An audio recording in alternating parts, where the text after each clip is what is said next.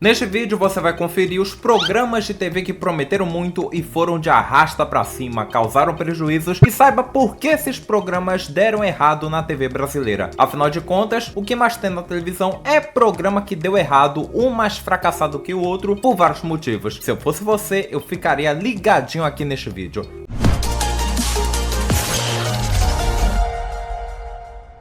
Fala aí, meus bandeirantes, aqui é o VV e eu tô muito SBT, viu? Mas enfim, o primeiro programa que eu vou falar é um pouco recente, com certeza você conhece e que provavelmente você já deve ter assistido. Eu tô falando do... Pois é difícil falar do Faustão sem lembrar do Domingão. Porém, nada é pra sempre, né? Em 2021, Fausto Silva se demitiu da Globo após uma discussão que rolou sobre uma proposta que seria, acredite se quiser, ele apresentar às quintas-feiras ao invés dos domingos. E daí, ele acabou garantindo uma vaga na Band e foi bem recebido porque ele voltou pra Band. Você aí se lembra do antigo Perdidos na Noite? Pois é, foi o primeiro programa que o Faustão começou a bombar. Até em 1989, onde ele foi contratado da Globo. E daí, com a volta do Faustão, a Band resolveu realizar uma promessa que seria a maior da emissora para 2022. Alô, galera! Na virada para 2022, orgulhosamente eu anuncio que estou de volta à Band! Foram vários anúncios publicados da volta do Faustão. Foi um projeto bem ambicioso que o Faustão fez sua estreia na Band justamente na virada de 2021 para 2022. E no dia 17 de janeiro foi estreado o Faustão na Band, que prometia muito. Tinha a pizza do Faustão, as cacetadas, que todo mundo gosta, show de talentos e tudo parecia mil maravilhas. Só que essa festa durou pouco e foi um tremendo fiasco. Tão fracassado que o programa só ficou um ano no ar e a média de audiência era de 2 a 3 pontos em pleno horário nobre. Isso se tratando de um programa como o do Faustão, o que é bem louco isso, né? Brincadeira! Pois, para início de conversa, pelo fato de que a Band é uma emissora mais pobre do que a Globo, era muito arriscado e bastante caro a Band investir numa produção toda luxuosa do Faustão de segunda a sexta. O custo que a produção tinha era muito alto e não existe orçamento que resista. A Globo não tinha essa dificuldade quando tinha o Domingão do Faustão, porque primeiro, por se tratar da segunda maior emissora do mundo, ela tinha dinheiro para bancar no programa e... Sou rica! E também porque o programa era exibido no domingo e não de segunda a sexta como o Faustão na Band. Na realidade, o Faustão era para ser exibido semanalmente, mas não aconteceu por dois motivos. Primeiro, que a Globo proibiu o Faustão de ele apresentar aos domingos após a saída dele na Globo durante um determinado período, e segundo, pois era uma decisão do Johnny Saad, presidente do grupo Bandeirantes, todo empolgado de botar Faustão de segunda a sexta. E tá aí a merda que deu, né? E pra ficar ainda pior, em março de 2026, o ECAD, que é responsável pelos direitos autorais das músicas de artistas para a televisão, processou a Band para cobrar uma dívida estrondosa de 78,4 milhões de reais. Porra, menor! Isso porque a Band não pagou ao ECAD as dívidas dos direitos autorais das músicas que foram exibidas nos programas esportivos, como o da Renata Fã e do Craque Neto. Vocês estão de sacanagem! E principalmente no programa do Faustão, por se trata de um programa mais musical. E aí a Band foi cobrada a pagar quase 79 milhões de reais ao ECAD. Além disso, o coitado do Faustão começou a se ausentar por várias vezes devido a problemas de saúde, algo muito delicado.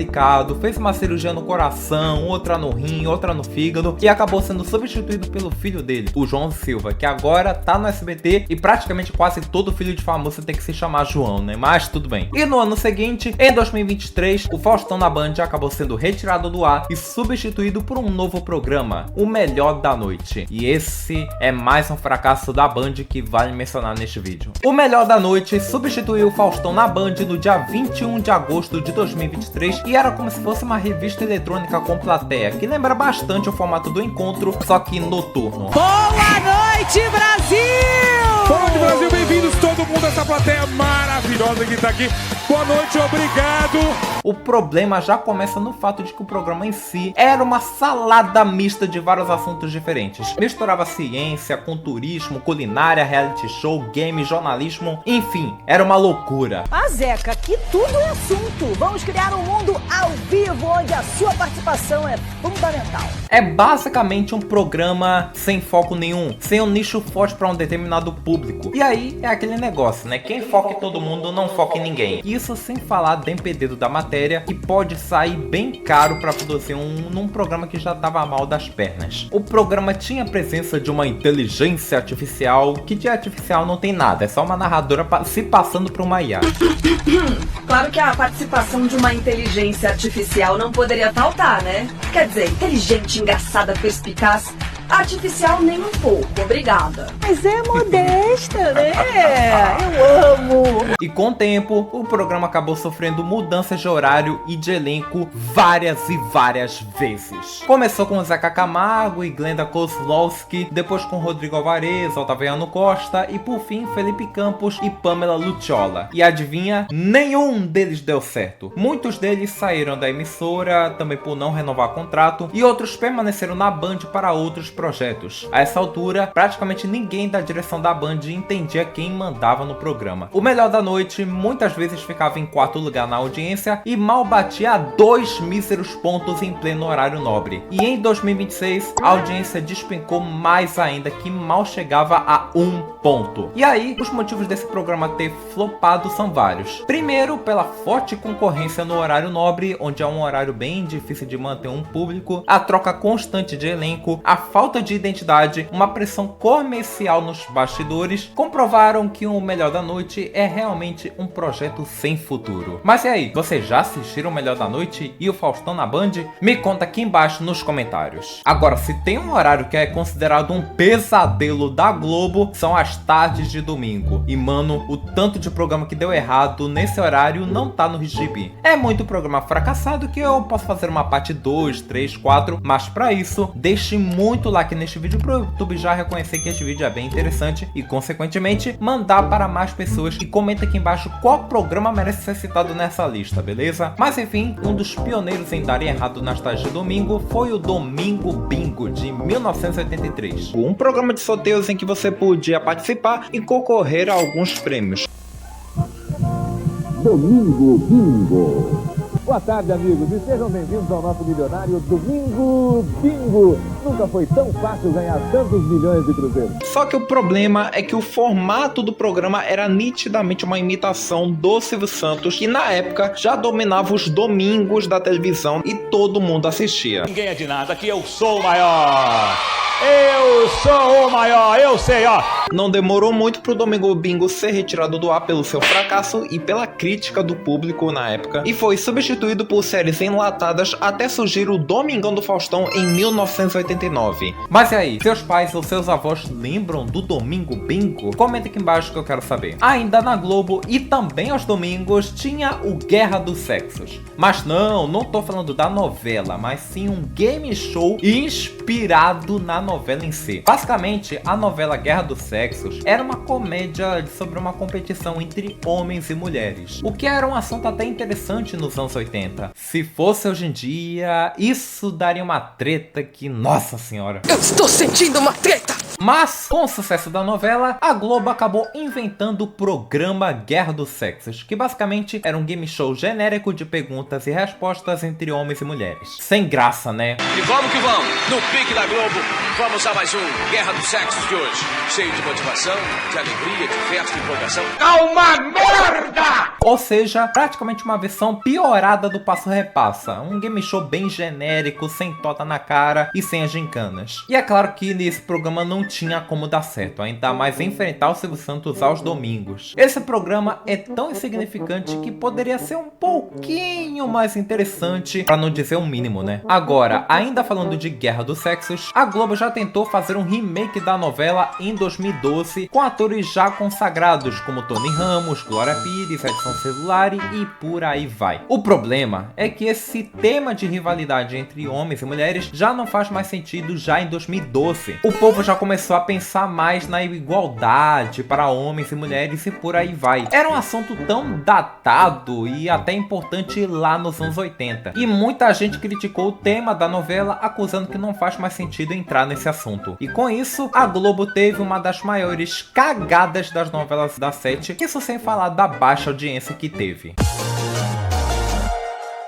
Tá precisando de um editor de vídeo ou de um motion designer que saiba fazer uma identidade visual para a sua marca, para o seu canal ou até para o seu negócio? Você achou o cara certo, pois comigo, Vinícius Veríssimo, seus vídeos e sua marca terão um alto nível de qualidade e feito com muito carinho. Entre em contato via e-mail suporte.viniverissimo@gmail.com ou pela DM nas minhas redes sociais, Instagram, Telegram ou Discord. Pagamento via Pix pelo QR Code que tá aqui na tela. Então, tá esperando o quê? Chama o VV que o VV vai te ajudar. Só não vendo fiado, pelo amor de Deus.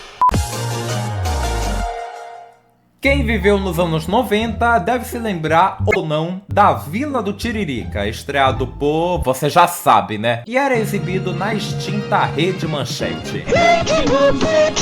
Lançado em 97, a Vila do Tiririca era tipo Chaves da Rede Manchete, só que sem graça, pastelão e com um orçamento tão baixo quanto o do seu Madruga devendo o aluguel do seu barriga. Efetivamente, vim cobrar o aluguel. O seriado, obviamente, se passava numa vila. Tiririca era um homem pobre que morava num barraco com sua família e tinha um humor parecido com o do Chaves e dos Trapalhões. Tanto é que a dona Florinda desse seriado é a Dona Florentina, também para remeter à clássica música do Tiririca. Em que dia foi ontem?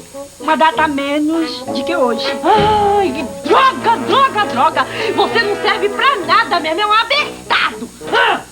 Além de sem graça, o timing dos personagens é ruim e os episódios não eram nem um pouco interessantes. E como já não bastasse muito sal na ferida, a Rede Manchete insistiu em botar o seriado justamente no mesmo horário do Chaves. E nem preciso dizer que foi uma péssima ideia. A Manchete já estava planejada em fazer 10 episódios, mas não se sabe ao certo quantos episódios foram exibidos. E por falar em Chaves e na Rede Manchete, vamos falar de sua sucessora, a Rede TV.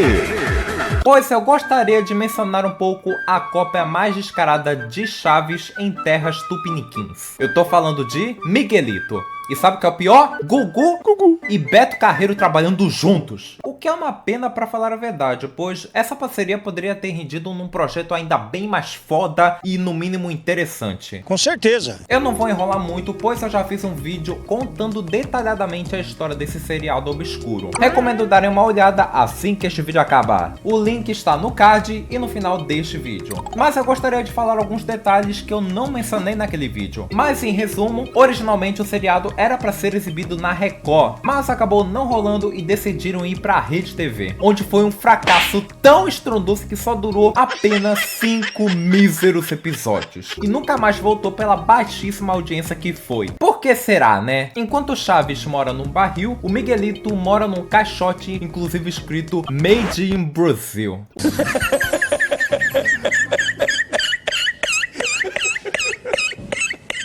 O seriado se passa, obviamente, numa vila com outras crianças e vizinhos. E sério, tudo do Chaves é copiado. Gente, tem um bolo aqui. Um bolo é... Miguelito! Até na abertura, os caras tiveram a cara de pau de copiar aquele famoso tema de abertura do Chaves. Compara aí.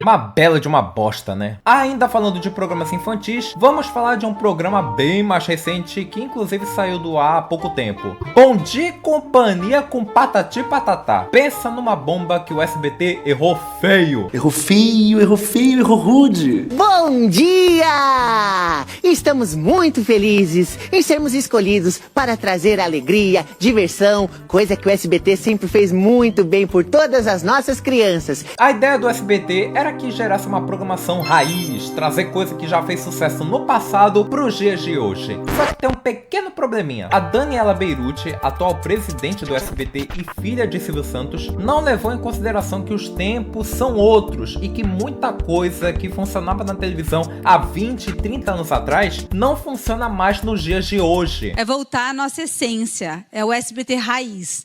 É um pouco daquilo que a gente viu, viveu. E esse é o caso da programação infantil. Até mesmo recentemente, o SBT já teve planos de exibir o Patati Patatá em julho de 2025 por conta das férias da criançada. Só que mesmo assim, as crianças de hoje em dia não estão mais acostumadas a acordar cedo de manhã para assistir desenho na televisão. E se for para assistir desenho na televisão, elas preferem assistir num serviço de streaming ou até no YouTube mesmo. Isso sem falar que com o streaming, a criança pode ver o que, como, onde e quando quiser à vontade. E até um assunto bem interessante para abordar em vídeo. Se vocês quiserem, eu posso fazer um vídeo respondendo essa incógnita do porquê que as crianças não assistem mais desenhos animados e como incentivar essas crianças a continuarem com essa tradição das gerações anteriores. É uma realidade triste, eu sei, pois era para ser um programa voltado para as crianças que não têm acesso à internet ou que não têm condições para pagar um serviço de streaming, mas ao mesmo tempo as crianças não estão mais na televisão. E só sem falar que programação infantil na TV aberta não faz mais sentido comercialmente. E aí, o programa foi um fracasso com apenas um mísero ponto de audiência. Então foi melhor o SBT ter tirado o Bom Dia e Companhia do ar. Isso sem falar da maior cagada que a Daniela Beirute, a atual dona do SBT, cometeu, que foi contratar Rinaldi Faria, dono do Patati Patatá, como diretor de programação da emissora. E desde então, ele começou a se envolver em várias tretas nos bastidores enquanto trabalhava como diretor de programação do SBT. Inclusive, muita gente que esteve perto de Rinaldi, incluindo funcionários, apresentadores da casa e até amigos de Silvio Santos, já retrataram ele como um cara insuportável e arrogante,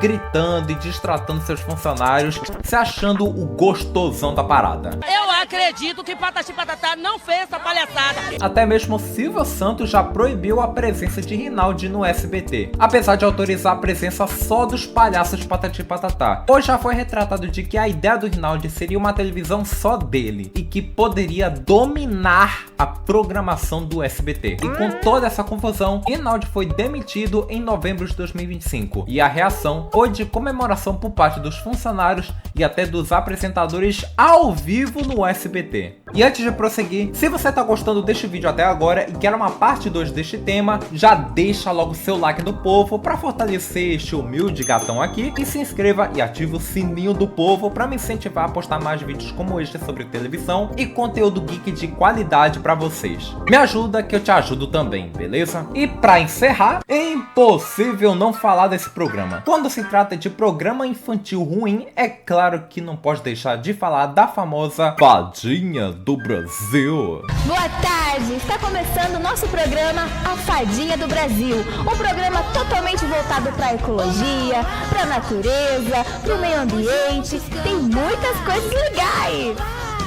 Olá, olá, vamos juntos cantar. Era uma tentativa fracassada da Rede TV de criar seu próprio programa infantil em 2013. A Rede TV falou o seguinte: um dia vou ter meu próprio programa infantil. E foi lá e inventou a Fadinha do Brasil. Olha, até rimou. O povo tá lascado mesmo. Mas enfim, o programa era apresentado pela ex-mulher pera Suelen Aline Mendes. E cara, esse programa é uma tremenda vergonha alheia. Pela qualidade, se eu te falar que esse programa é de 2013, vocês acreditariam? Nem as crianças estavam um pouco animadas no programa. Esse é aquele programa chato que só serve para afastar a visita. E ainda por cima, temos o nosso querido Robotron, um viajante no tempo que veio alertar sobre os perigos contra o meio ambiente. Tudo bem, Robotron? Está muito bem. Eu viajei no futuro e não vi boas coisas. E assim, apesar da fantasia ser bem caprichada, não dá nem pra levar essa interpretação forçada dele a sério. E pra piorar, como já não bastasse tanta vergonha alheia, ainda tinha a famosa dancinha do futuro. Deixa eu falar sobre a paz. Eles não vão acreditar No que você quer falar. Por quê? Com tanta vergonha alheia pra pouca gente, o programa foi um fiasco, próximo de 0 pontos de audiência. Deu pra ver logo de cara que é um programa tosco, até mesmo pra rede TV, que parece mais um programa independente. Até porque a gente sabe que a verdadeira fadinha do Brasil é a nossa querida Raíssa Leal. Ah, e não esqueça de assistir meu vídeo sobre o Miguelito, que vai aparecer daqui a pouco, cujo tem a participação do meu amigo RGM, que lá tem uns fatos interessantes por trás desse seriado tão obscuro. Não se esqueça de comentar aqui embaixo quais outros programas de TV que deram errado que deveriam estar nessa lista, pois eu já estou fazendo uma parte 2 dessa série com mais programas que fracassaram miseravelmente. Mas enfim, aqui é o Vini e eu vejo vocês no próximo vídeo.